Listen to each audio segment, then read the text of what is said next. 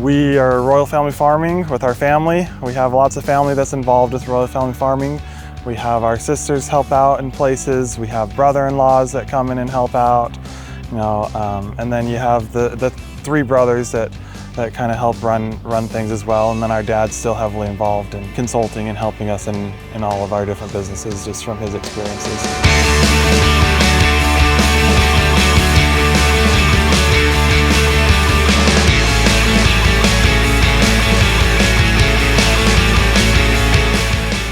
What I do is I run the row crop side of things, and we grow a diversity of crops when it comes to potatoes, apples and cherries, but then we also do some peas and sweet corn. Then we have our cover crops that feed the animals at the dairy, our in-between crops of triticale and alfalfa, a lot of corn, both silage and earlage. Every once in a while we'll do some rye and some wheat, to fill in those different aspects to help feed the animals.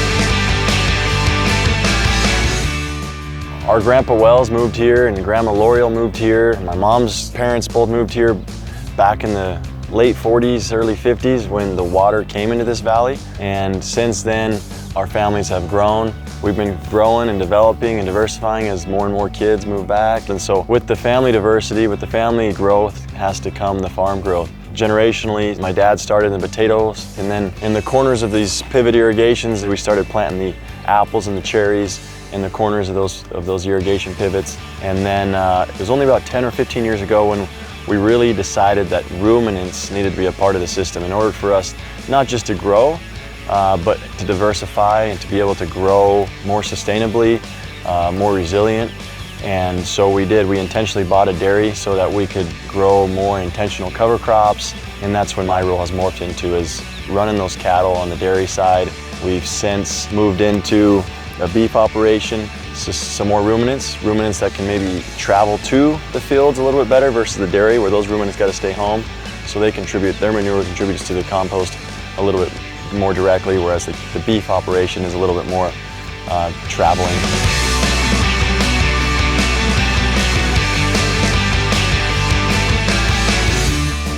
My role within our group and our family is on the orchard side.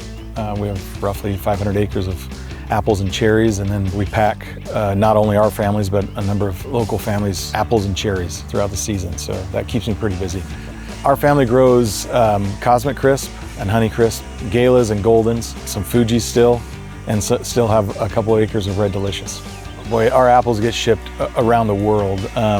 Our main export markets are in Taiwan, China, Korea, and then throughout Southeast Asia, down into Mexico, obviously close by in Canada. But roughly 75% of the apples and probably about 60% of the cherries stay here in the United States. So major retailers that we work with are anyone that sells apples and cherries.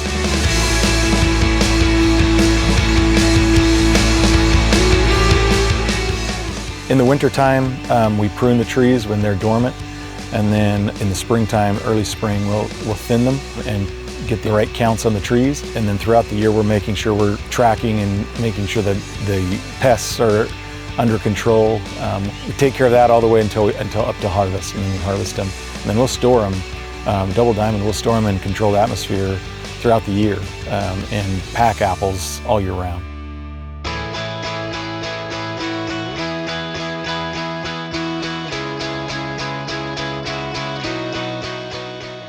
We realize that this system is unique. We have a big family, very diverse operation.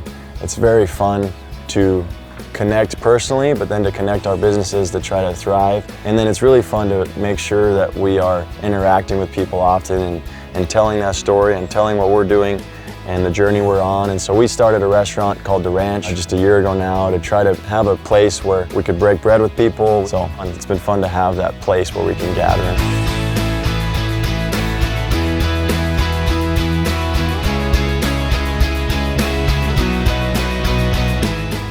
We've just continued to kind of close our loop, trying to find all of the byproducts that we aren't maximizing on our farm, all of the carbon, all of the nutrients, all of the value in our loop to ultimately help our farm be more resilient.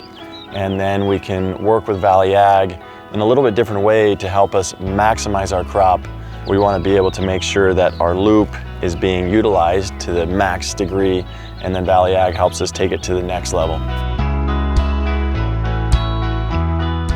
Valley Ag is a critical partner, especially in the fertilizer aspect, the soil health aspect in our orchards, whether it's dry or sometimes liquid on the tree or into the soil.